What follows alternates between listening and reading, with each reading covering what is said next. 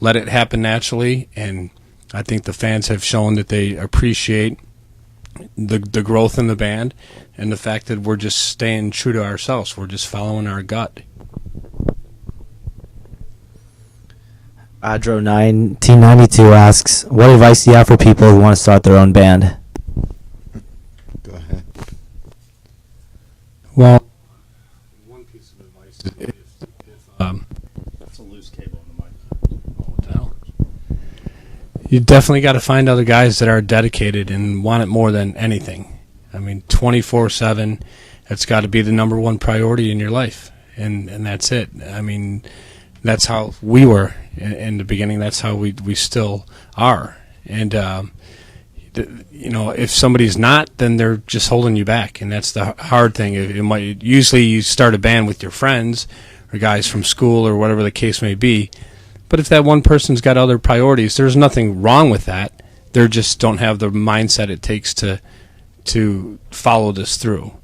If some guy's more concerned about his regular day job or his girlfriend or family life or whatever, that's fine. That's their decision. But at a time when we were starting, we lived and breathed this every second of the day. And I think that's one thing you need to start with. And then from there, it's a matter of just trying to develop a sound, something that is unique in your own. Take your influences and don't copy them straight up like a lot of young bands have a habit of doing. Of course, you're trying to look up to your idols, but then they sound too much like them. I think you got to take those influences and turn it into your own.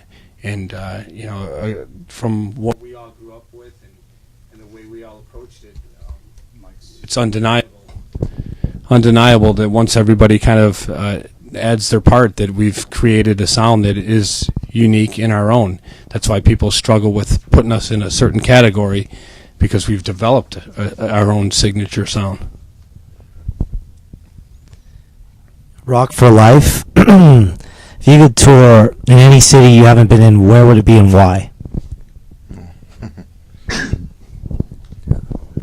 We've been dying to get to South America. Why? We understand that one of the most loyal and one of the largest rock fan bases in the world is in South America. We've heard legendary stories of these festivals. We've seen the Maiden performances down there, the Metallica performances down there on video, and it's massive, and the followings are huge. It's definitely still a part of the world that we would very, very much love to be able to break into and really make our mark and create a home for Disturbed, and hopefully at some time in the future we'll finally make it down there. Disturbed 01 asks, who have been some of your favorite bands to tour with?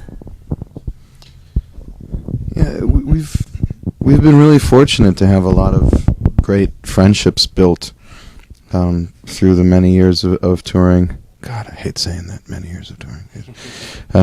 But we get along with everybody. We've had great moments with so many guys. I mean, whether it was our first Ozfest really being coached by the original lineup of Pantera, but when Vinny and Dime were the party after the show every single night, to when it was us and the Mudvayne guys on one of the first Music as a Weapons, to whether it's the guys from 10 Years or the guys from Seven Dust that we've done so many shows with, the guys from Slipknot that we get along great with, the few shows that we've had the opportunity to support Metallica, we're good friends with those guys. We've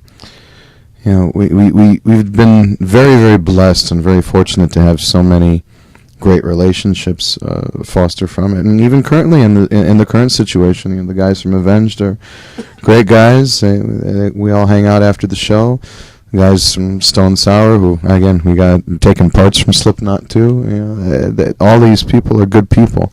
We try to make certain that we're not surrounding ourselves with people that we can't get along with. There aren't really any that we found that we can't get along with. So it's always a pretty comfortable touring environment for us, and we look forward to establishing new friendships in the future. Tic Tac 22 asks, will you ever be making a cover album? And if so, what songs would be on it? Oh, I don't know, man. I think we're probably a ways away from that.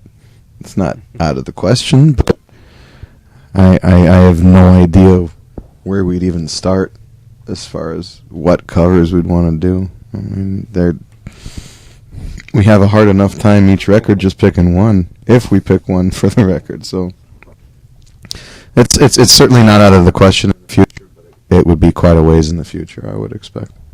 We're going to swap out mics here really quick. Okay. That's okay.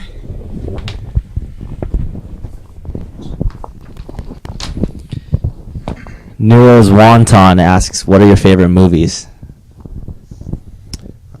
I personally am a big fan of anything mafia-oriented. Whether it's the Godfather films or Goodfellas or Scarface or anything like that, I love all that stuff. Also a big Stanley Kubrick film fan, whether it's Clockwork Orange or The Shining or any number of his films. Huge fan of his work. Fan of a lot of Quentin Tarantino's films, specifically. Anybody else want to? I like Step Brothers. It's a fucking Catalina wine mixer.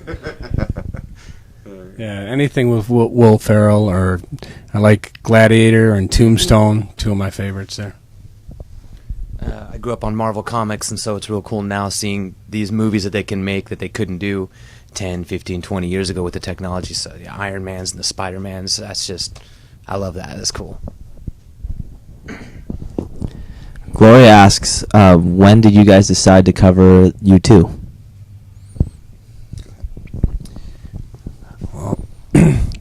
Just trying to think of another, obviously one of the biggest rock bands in the world, and also part of me personally, just a reason to piss off some of the haters too that are usually going to take jabs on us when we do this type of thing, and so it's nice to give them a little something to bitch about as well. But we came up with a great version of it. It was something fun to do. We had plenty of material already written, and it's a huge song. It's a worldwide song that everybody knows, and we thought we would just lay some tracks down and see how it turned out. And David's vocal delivery was great. The structure of the song's pretty close to the same, and obviously we just put our musical stamp on it. Like we always do. We just approach it to add some beef to the song and make it more of a disturbed song. But it's always just something that's fun and challenging to do, especially taking a song that's worldwide known and that big of a song, and just have fun with it. And so that's why we kind of threw it on there.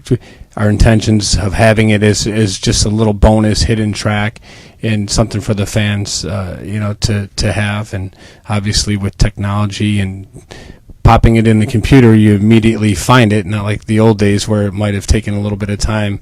But it was cool. It was good to do. Slammer99 is asking, if you guys weren't in a band together, what do you think you'd be doing?